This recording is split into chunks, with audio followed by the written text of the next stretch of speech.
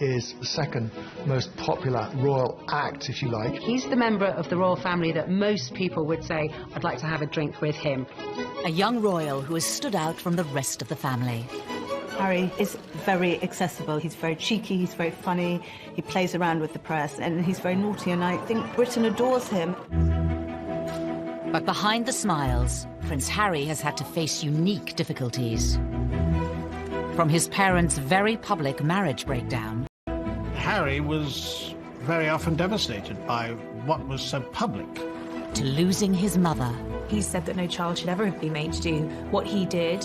And struggling to find a role for himself. On the right! Quick! March! Tonight, royal experts and insiders lift the lid on Prince Harry's inner turmoil. If you look back over his life, you can see moments where his troubling side has come to the fore. And we reveal how problems of his past led him to his present path. Harry blames the media for the death of his mother. He was determined that they wouldn't do for Meghan what they did for Diana. Living a life of privilege, are some of Harry's issues first world problems? Or has he been expected to suffer in silence in an institution famous for keeping a stiff upper lip? I think he's very warm, I think he's very fun-loving, but I think he's also quite troubled and open about that. He is quite conflicted when it comes to balancing his pride. But Prince Harry's start in life was incredibly privileged, incredibly lucky. But actually, in reality, being born as the younger brother of the future King of England is a very difficult position to be born into. Of course, they're known rather unkindly as the spare. I think being the spare to the heir is a role that inherently has problems attached with it. You know, if you look at the heir, if you look at Prince William, his role has always been defined. What he's going to do has always been clearly outlined. Harry, like spares historically in the royal family, has had to find a role for himself. To some, Prince Harry grew up in the shadow of a brother destined for the throne. He was always less than his brother.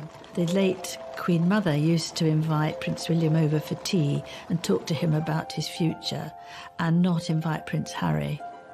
The Queen Mother always made sure that Prince William was seated in a prominent seat next to her, and Harry never was. Diana would take the two boys to Highgrove in Gloucestershire. And on this particular occasion, Diana was driving, I was sat in the front, William and Harry in the back. You know, they clearly got off to a bad start because they were both arguing before we even left. Harry out of nowhere just said, William, you know, one day you'll be king, I won't, it doesn't matter, therefore I can do what I like. You can take that comment two ways. It can indicate envy, if you like, that William's got this great future as king, but also there's an element of, I'm free, I'm going to be able to choose my own role in life. While the young princes may have been aware of their unequal positions, their parents were determined to raise them the same way. Diana was very conscious that she wanted the palace to treat the boys equally and to give Harry as many opportunities that were afforded to William. You know, Diana was very fair about how she treated them. There were no favourites, as I saw it.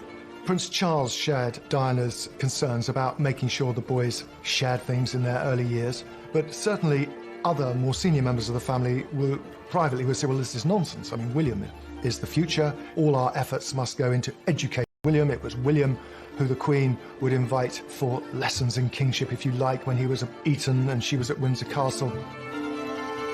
But while Charles and Diana tried hard to keep their sons happy, their own relationship faltered and ultimately failed.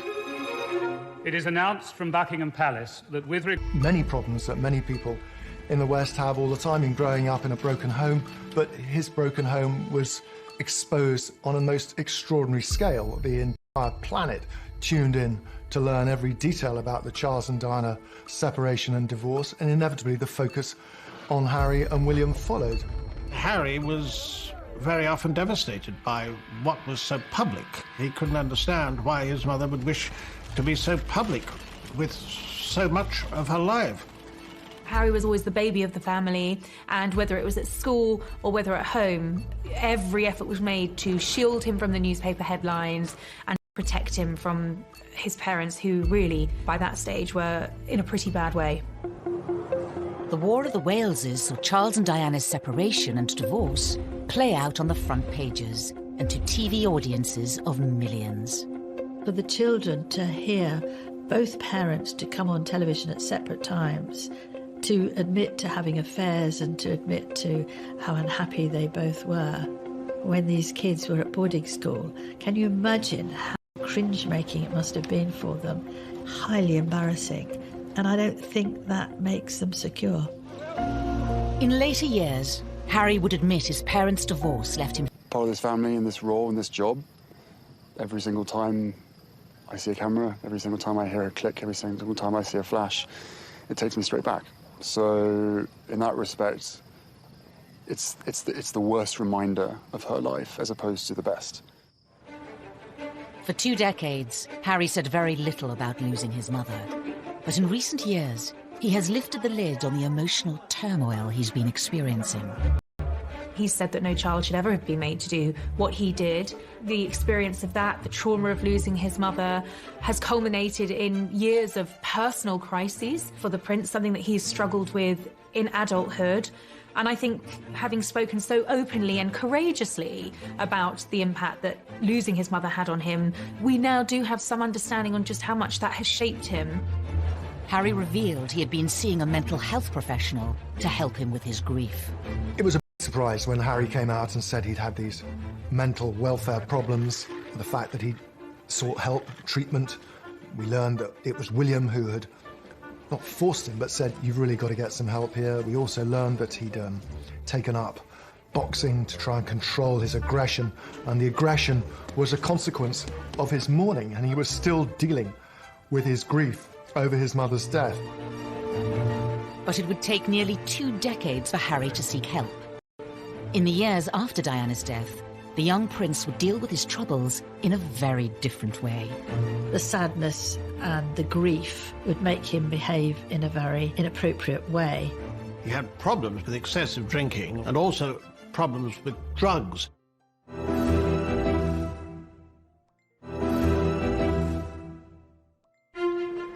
By the early 2000s, Prince Harry was privately mourning the loss of his mother. Prince Harry told me that for years he buried his head in the sand, and he thought, if I don't think about her, I won't get upset. And he did this. He was gaining a reputation. The party prince, the playboy prince, the hard-drinking prince. The first time I ever met Prince Harry, he was at a nightclub. It was the year of his A-levels. He was meant to be at home revising, and he was at the Kensington Roof Gardens, knocking back vodka shots, smoking Marlboro Lights, surrounded by a group of gorgeous blondes. That was Prince Harry. Harry's wilder side had emerged even before reaching his A-levels. A newspaper had been passed details about Harry drinking, being involved in lock-ins in local pubs, and smoking cannabis on occasions too. You can really understand how a lonely, privileged, unhappy prince would end up drinking and smoking and taking cannabis to fill those hours and to hang out with people who he thought really liked or even loved him. 16-year-old Harry was made to visit a drug rehabilitation clinic by Prince Charles to educate him on what could happen if he didn't change his ways. But just a few years later, it wasn't country pubs Harry was visiting. There had been a series of photographs of Prince Harry falling out of nightclubs late at night with various girls and all the rest of it. He was clearly in party mode. In 2004, Harry had an altercation with a photographer while leaving a West End nightclub. There are 2 sides to that story. On one hand, the photographer saying that Harry lunged at him, possibly after a few beers, and the palace saying that the photographer had knocked him with his camera. Was this kind of behaviour just part of growing up? Or did his troubles run deeper? Harry's naughtiness was sometimes just boyish, but other times was really a symptom of his deep grief. It was outlets for his despair, I think. Everything he did was always going to be examined with microscopic detail. He couldn't, in other words, get away with the kind of things that many of his teenage friends could. It was obviously also storing up that sense of resentment that Harry came to have against the media. No one's making judgments, you're just being reported. And actually, some of this has helped to fuel your popularity. People love a royal rebel at the end of the day. Regardless of public opinion, Harry has been open about his feelings towards the media. He admitted to reading coverage about himself when he turned 21. They upset me and I still read them. Why, I do not know, but I have to read them just for peace of mind, just to know what they've written. and to see who wrote it and see who took the photographs, write that down for later. But there was one newspaper report about Harry's behaviour that upset many others. In 2005, while attending a costume party, Harry wore a swastika armband. That was an episode that happened when he was fully protected by the royal machine, and yet it still happened. It was a grave error of judgment, and one wonders why there wasn't someone looking out for him and telling him, actually, sir. Quite unfair at the time, and I still think it was quite unfair. It was clearly not a political statement. It was clearly a stupid teenager doing a very stupid thing, thinking it was funny. Harry apologised for it. He said it was something that he regretted. It happened on the eve of him joining Sandhurst. The Royal Military Academy, Sandhurst. In May 2005, Harry spent nearly a year here training to be an officer cadet in the army. Something he'd wanted for a long time. One of the things that we saw very much with Harry growing up was the fact that he absolutely adored the military. I remember him as a 5-year-old strutting up and down the road at Kensington Palace in army fatigues. Harry excelled in his training and was commissioned as an army officer in April 2006. I think Harry found purpose in the army. I think he found safety in the army, ironically, because of course it wasn't safe, but I think he found emotional safety in the army. The army allowed Harry to feel normal. That's what he wanted. It's completely normal. It's as normal as it's going to get. I'm one of the guys. I don't get treated any differently. Even though Harry felt normal in the army, the rest of the world couldn't forget he was a royal. And that brought problems. When he was told he couldn't serve on the front line, he was absolutely furious and wanted to be treated like any other soldier. I have decided today that Prince Harry will not deploy as a troop leader with his squadron. There was a U-turn on a decision to deploy Harry to Iraq in 2007 over safety fears. I joined the army unless I thought I was going to. Simple as that. If they said no, you can't go front line, then I wouldn't drag my sorry ass through Sandhurst, and I wouldn't be where I am now, because the last thing I want to do is have my soldiers sent away to Iraq or wherever like that, and for me to be held back home, twiddling my thumbs thinking, what about David, what about Derek? At that time, everyone else was going to Iraq, and he felt he should too, and it was enormously frustrating for him. Eventually, Harry was allowed to serve in combat zones. In 2008, it was revealed that he had been deployed to Afghanistan. The day he flew out, he was ecstatic, really. He said that being in theatre in Afghanistan, something that most people would find frankly terrifying, was as normal as he was ever going to get, and he loved it for that reason. But his time on active duty was short-lived. A media blackout was imposed on Harry's posting for his protection until an Australian magazine revealed where he was, and he was forced to leave. He'd had his opportunity in Afghanistan cut short. He could see which way the wind was blowing. It was unlikely he'd get another opportunity unless he could do something different. So he put himself through some really tough, and this allowed him to have a second bite at the cherry and to go back out there. On his second deployment, the media were allowed much more access to Harry. Not that he was happy about it. And so what do you think the public perception of Harry is? I don't know, it fluctuates. It depends on what the media want to write, I suppose. I'm out here doing a job and I really enjoy it.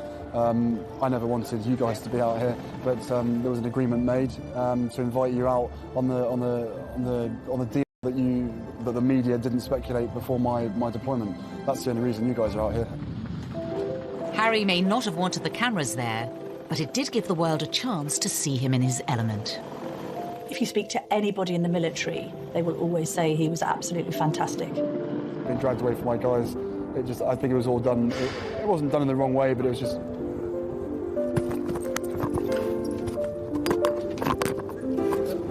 This was Harry doing what he did extremely well, but also doing what he was always keen on doing. In January 2013, Harry returned to the UK after a successful deployment, but there were questions over what was next for him. Because of who he was, it was no longer possible for him to pursue that career. And then what happens? He's left really without a job, without a purpose. He was doing something he felt comfortable with. The army and anybody who was made career in the army would tell you military is family, and he felt at home. There was camaraderie. And by the time he got out, he was a little bit lost because he really didn't know what to do, and that winds back to the spare. There is no defined role for that spare. Because he certainly wouldn't contemplate an army desk job. He's not the type of person who would fit in to that, and therefore there was a huge question mark. What would he do next?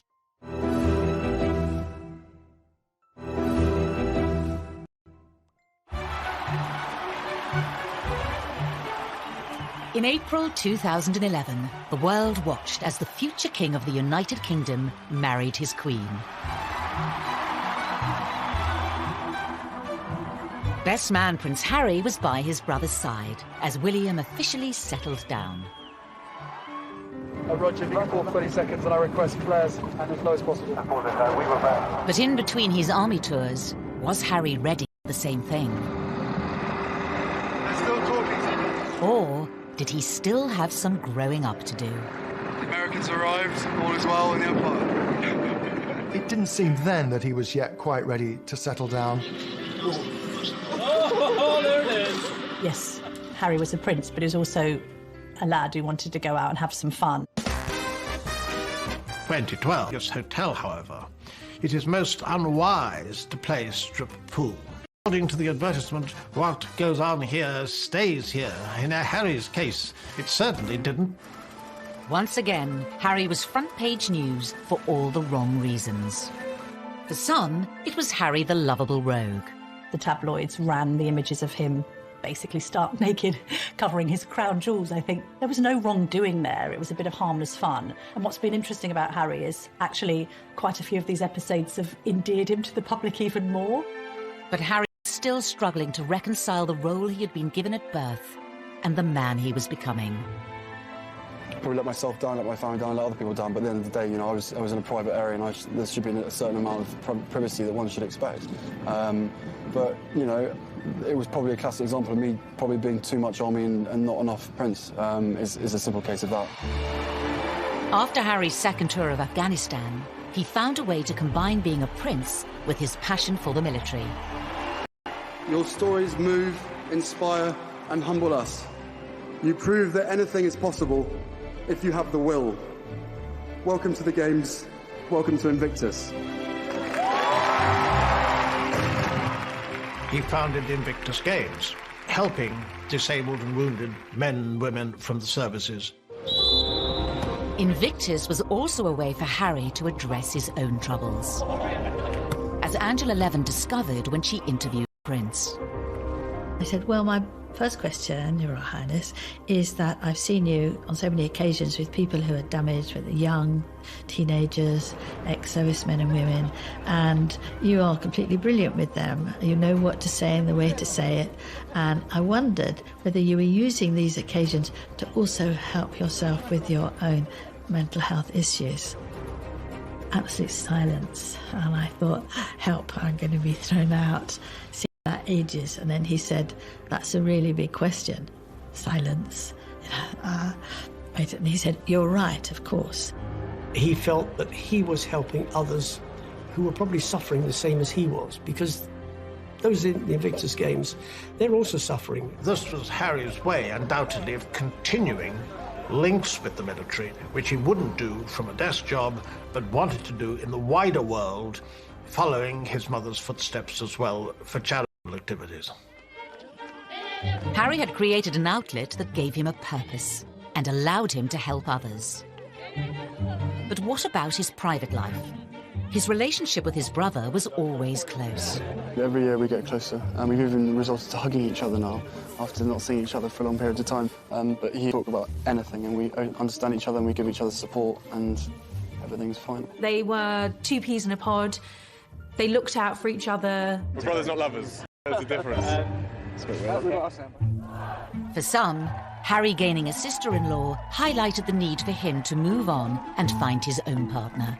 Inevitably, there was sort of a little bit of gentle mockery about him as a sort of the third person in the marriage of William and Kate on this occasion, of course, because they were so close, they did things together.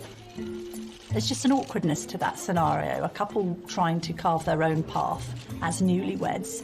and then a prince who's got a great deal to offer, and which takes precedence and who's more popular when it comes to the press, and how does that work in tandem? So I think there was always friction in that regard with the three of them. I think what changed things for Harry was William having his own children, and Harry looking on at Kensington Palace where they were neighbours and thinking that he probably wanted that for himself. It's fantastic to have another addition to the family. I only hope my brother knows how expensive my babysitting charges are. It was always inevitable that Harry was going to want to live his own life. Put some effort in. It's the wizard, never the wand. How do you then? But for Harry, finding a princess of his own would prove difficult. The first love, Chelsea Davy, the girl that he met in South Africa, who he fell head over heels in love with, she had 8 years to look into the goldfish bowl of royalty and to realise absolutely this wasn't the life for her. He lost Chelsea because she didn't like to be in the spotlight. Harry was disappointed, but he was very much younger, and this was probably his first love, and probably a love that was not going to go anywhere. That was swiftly followed by a relationship with Cressida Bonus, who was a budding actress. And she, too, didn't like the idea of media intrusion. Media's got a knack of destroying relationships, and she didn't like media intrusion and really did want to pursue her acting career, and she walked away. For years, Harry was troubled by his position and the scrutiny that came with it, which would scare women away. It's quite sad when he's one of the world's most eligible bachelors, and at the same time not seeming to be able to find somebody who will take on the job of being in the public eye. There is this sense that they loved him but didn't love the idea of being royal. Then Meghan Markle entered Harry's life, offering him a genuine chance at happiness. After rumours of a relationship, the pair appeared in public together for the first time in September 2000. Different in many ways. She had a degree of fame and had lived through that herself. She was incredibly accomplished as a public performer, as an actress. It gave her great confidence. She seemed incredibly secure in herself, and she was that much older than these girls that had gone before. She'd also, of course, been married, which added an entirely different layer to the relationship. Good grief, you know, Prince Harry is punching above his weight here. There's this amazingly glamorous American actress. When I walked into that room and saw her, and there she was sitting there, I was like, OK, well, I'm going to have to up my game. It was almost as if she was a ready-made royal, and therefore a perfect fit for him. In this strong, striking, confident woman, there was actually someone who was very capable of handling the pressure and the scrutiny of being in the public eye. That was something that neither of his two girlfriends had been willing to take on. But the scrutiny would soon affect Prince Harry and his new girlfriend.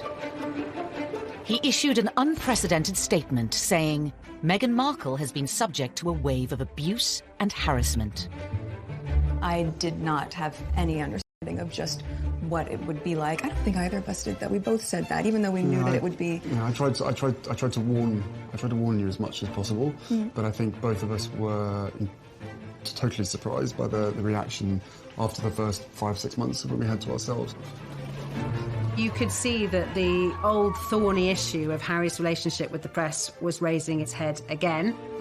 Quite a lot of the press was very, very charged about her background, headlines like straight out of Compton and all of this kind of thing. There was quite an unpleasant tinge to it. There has been some very negative publicity given, and some of it marginally racist, which is unacceptable. Not everything that was troubling Prince Harry was in print or written by journalists. Horrible, horrible stuff on social media, and I'm sure they weren't scrolling through it all the time, but you will see the stuff. You know, they're modern young royals. Of course they're going to be on social media. This time, though, the relationship survived. Harry asked Meghan to marry him. What were we doing? Just roasting chicken and having... Trying to roast chicken. Trying to roast the chicken. And it was just an amazing surprise. It was so sweet and natural and very romantic. He got on one knee. Having watched Harry grow up, the public saw this as the moment to put his past behind him. They wanted Harry to be happy. They Harry, and they wanted him to be content and find the right person. Well, I think that the country were overwhelmed with happiness for Harry. Heartbreaking confessions about how upset he'd been and how he'd struggled with demons for years, coming to terms with the grief of the loss of his mother. And then he should find this remarkable young woman who had such a different background from him, whom he was so clearly in love with. But was this the beginning of a fairy tale, or the start of another difficult chapter for the already troubled prince? Things were said and done in the run-up to the wedding that both sides regret, but had caused irreparable damage.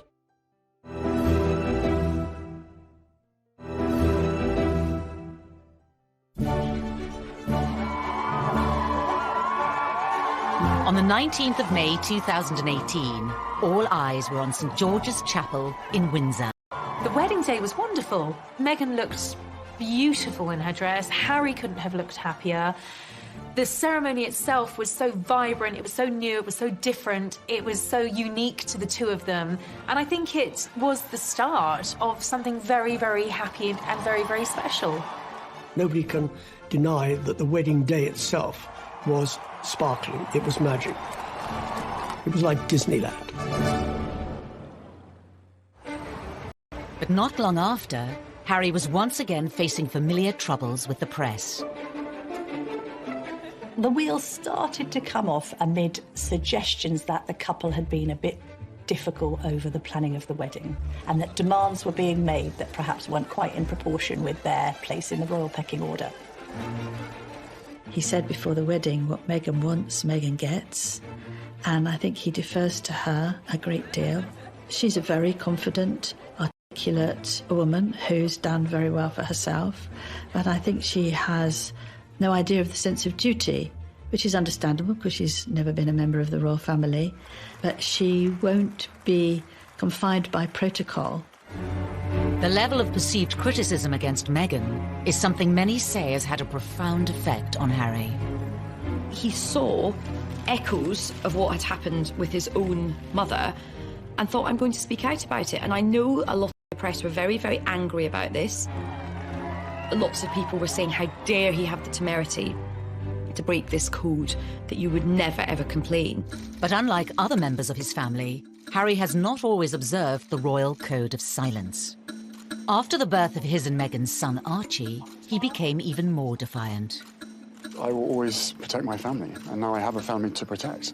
Everything that she went through and what happened to her is incredibly raw every single day, and that's not being paranoid, that's just me not wanting a repeat of the past. Rather be it a husband, be it anyone, you'd probably be doing exactly what I'm doing as well. I think Harry fears that there will be parallels between his own relationship and that of his mother, and he's very keen to protect Meghan and Archie. I mean, I have the two best guys in the world, so I'm really happy. Harry is so protective of Meghan because of his mother and this idea that he doesn't want any other woman in his life going through what Diana went through. The trouble is with that is he has rewritten history somewhat, because although there was undoubtedly a hounding of Diana, there was also a manipulation of the press. In the eyes of some, criticising the press for criticising them hasn't always been warranted. Meghan flew to New York for a baby shower. Now, nothing wrong with going to a baby shower. That's what Americans do. We don't do it so often in the UK. But she flew over private jet. What's wrong with a commercial jet? They went to Ibiza and the south of France in private jets. What's wrong with commercial flights? And that's when they were getting criticised, because they'd been preaching climate change, they'd been preaching the environment, they'd been preaching global warming and doing all the things that they shouldn't be doing. Everybody deserves a critical word written about them. Nobody should be above reproach. The press accused them of hypocrisy, and there's no question also that they weren't, it seemed, listening to advice, paying much attention to precedent. All of this made the atmosphere very unhappy. While the press levelled criticism in public, behind palace walls, Harry was allegedly facing troubles of a much more private nature. One of the things that unquestionably adversely affected the relations between Harry and William, who were so close for so many years, was a series of rumours after the wedding William expressed doubts to Harry as to whether or not he was too quick in being engaged to Meghan. There was a brotherly discussion, which I think was voiced out of concern from William, but was misinterpreted as a lack of support. Things were said and done in the run-up to the wedding that both sides.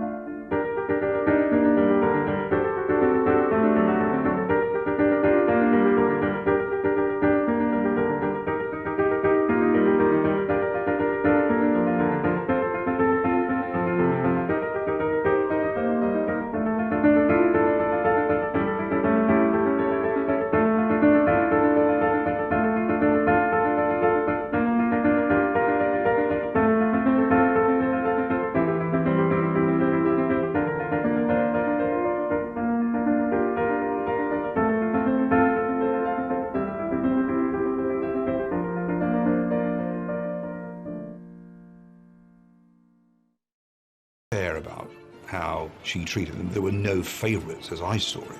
Prince Charles shared Diana's concerns about making sure the boys shared things in their early years, but certainly other more senior members of the family were privately would say, well, this is nonsense. I mean, William is the future. All our efforts must go into educating William. It was William who the Queen would invite for lessons in kingship, if you like, when he was at Eton and she was at Windsor Castle. But while Charles and Diana tried hard to keep their sons happy, their own relationship faltered and ultimately failed. It is announced from Buckingham Palace that with many problems that many people in the West have all the time in growing up in a broken home, but his broken home was exposed on a most extraordinary scale. The entire planet tuned in to learn every detail about the Charles and Diana separation and divorce, and inevitably the focus on Harry and William followed. Harry was very often devastated by what was so public.